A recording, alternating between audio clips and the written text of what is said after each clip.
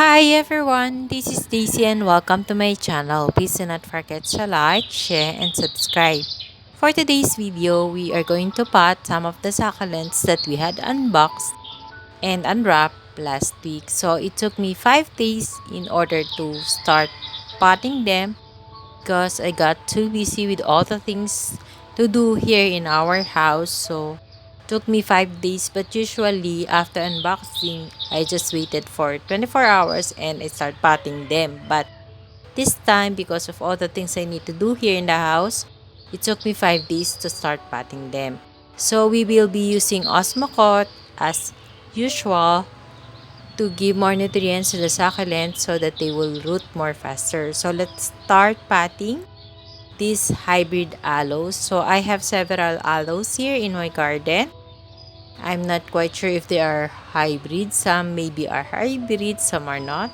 So I bought two hybrid aloes with different appearance. So aloes are easy to pot. They are easily to grow. All you have to do is give them enough sunlight and water. So I water my aloes once a week, just same with the haworthia and the succulents that I have here in my garden.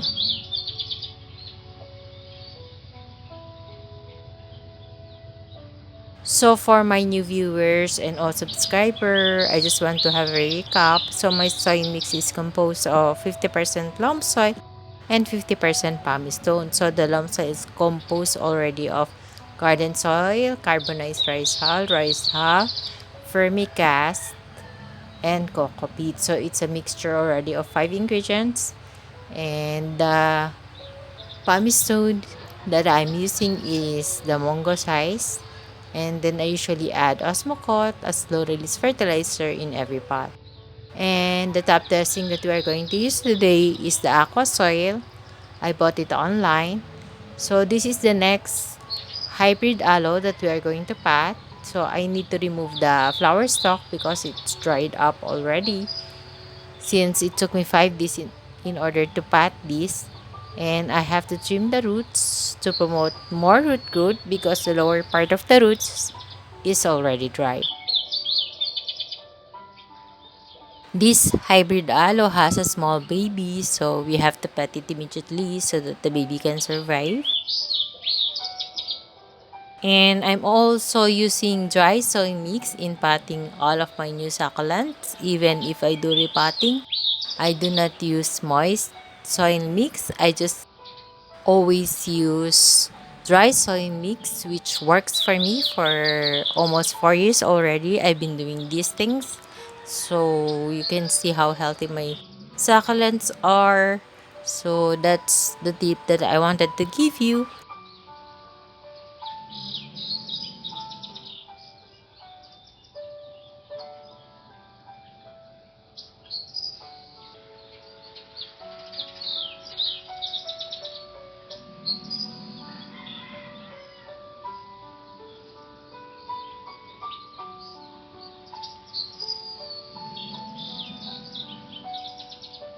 So let's go to the third succulent that we're going to pat. We're going to pat this lemon rose.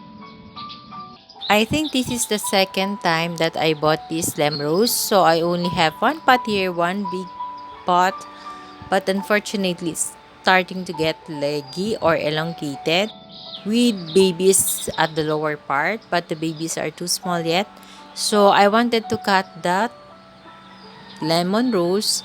So I just need an extra lemon rose in case of it won't survive if I cut it, because usually when I cut my succulents, I'm not really being successful in doing cutting propagation, especially when I'm about to cut a mature stem. I put cinnamon to heal the stem, but sometimes it do still rot. I don't understand why. So I need a backup lemon rose. That's why I bought another one. So the next one that we're going to pot is a Wolfgang. It's a kind of haworthia. It's actually a free from the seller. Thank you so much, Miss Hazel, for your free. So for my new subscriber and for those who are interested to buy, the succulents and hortia, even cactus. My seller is Jhuzelson Cactulents. You can visit the FB page and follow her. You can also inquire about the succulents that she is selling. I strongly recommend this seller to all my viewers and subscribers. Hortia are easily to take care. All you have to do is water them once a week and give them enough sunlight, just like the aloes.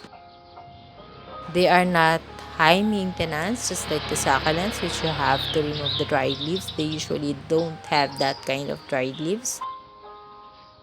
And I haven't experienced to have pests on my hortias here in my garden. So the next one that we are going to put is a free from the seller. It's a PVN.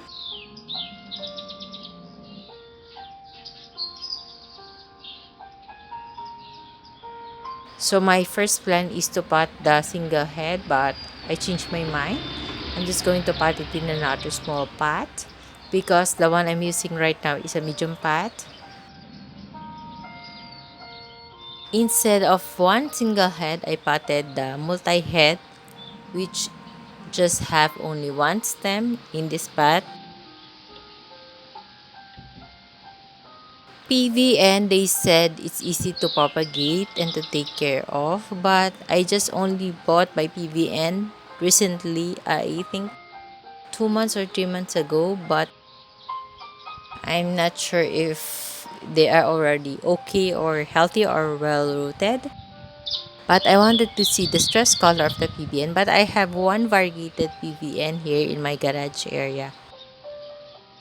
So let's go to the next succulent. We're going to pat this aroon pie. So I have one pat of aroon pie in my veranda area and the color is purple. It's somewhat close to purple delight or super bomb. So the color is purple.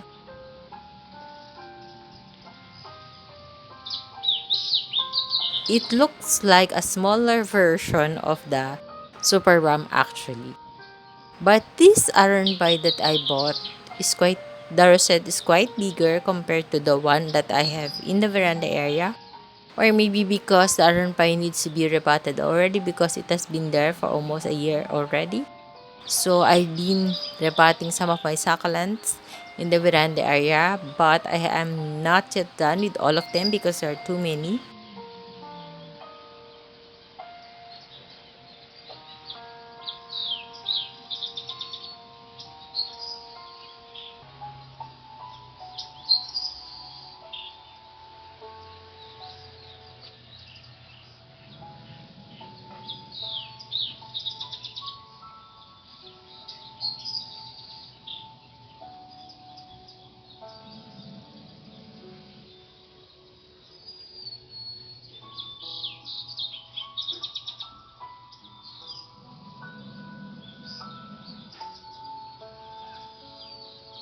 So the next one that we are going to pat is Murasaki. It's a hybrid of Lawi and Murasaki.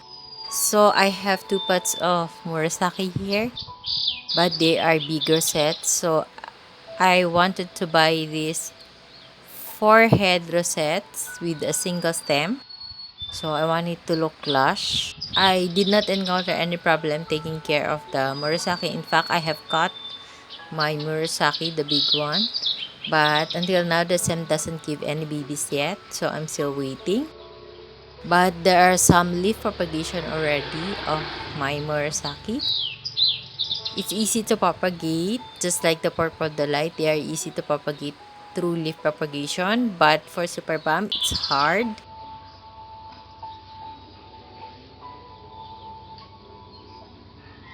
So the next one that we are going to pot is a cream puff. So it has a beautiful rosette. The leaves shape is quite different from the normal succulents we have. So I decided to cut each stem of this cream puff. Why? Because if you could remember, during the unboxing or unwrapping of this succulent, this cream puff have a black rosette or black stem with it, which I cut and then I use alcohol to disinfect it. But I'm afraid that there might be some fungi or whatever bacteria or pests in the stem. So to play safe, I do cut the stem, the woody part. So it's just like a new propagation of this succulent. So it will not all fit in this pot. So I will be propagating around 2 stems of it, just in case that it won't survive because of the pest that it has. So I guess it's not the fault of the seller. Maybe the pest might be acquired during the shipping, because I have received a permit, two permits, one for each box that says that the succulents are, or the plants inside are free of pests.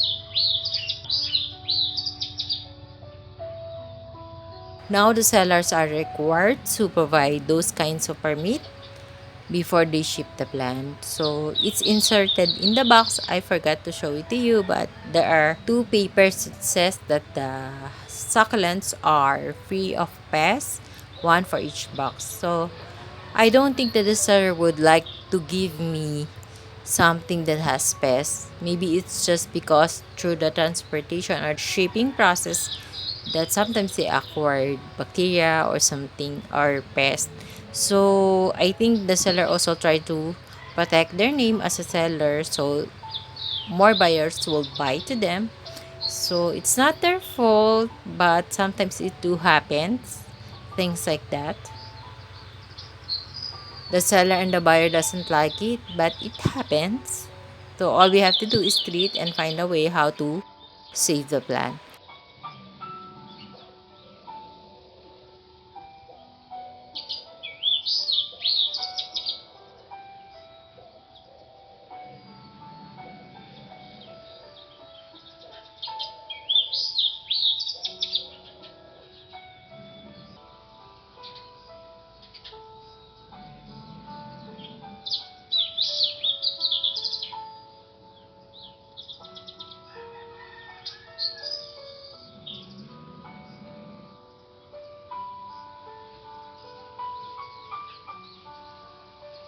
So the next one that we are going to pat is the sedum rochi. So this is the first time that I will be having this kind of succulent here in my garden. But when I got this, there's lots of mushy leaves on it, yellow mushy leaves. But I think it will survive. It's the same thing when you buy sedum clavatum. It also have yellow and mushy leaves because of their chubby leaves. So this sedum rochi is quite similar to sedum clavatum, but I'm not so sure if they get stable, if they would look different. So let's see what will happen after I let them become stable here in my garden. So we're almost done potting our succulents, the first batch. Before we have a closer look of the succulents that we have potted today, I wanted to flex the channel of my members. Please do subscribe and visit to their channel, Ate Roxy, Brit Pinay Journey, Eileen De La Cruz Vlog, Josephine Bauyon,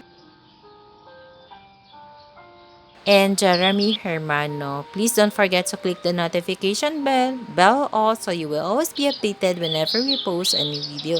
So let's now have a closer look of each one of the succulents that we have potted today. Enjoy watching!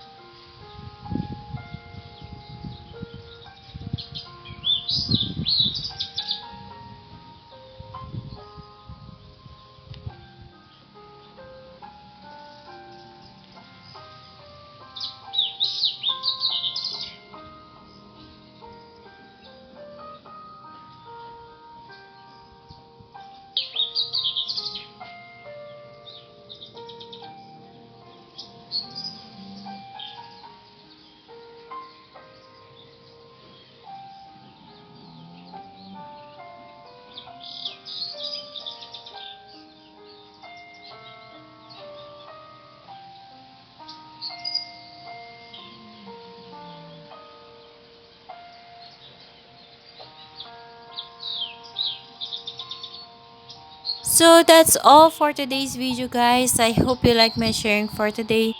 Thank you for watching. Please do not forget to subscribe and share my video to your family, friends, and relatives. Bye for now. See you on my next video. Bye. God bless us all. Bye.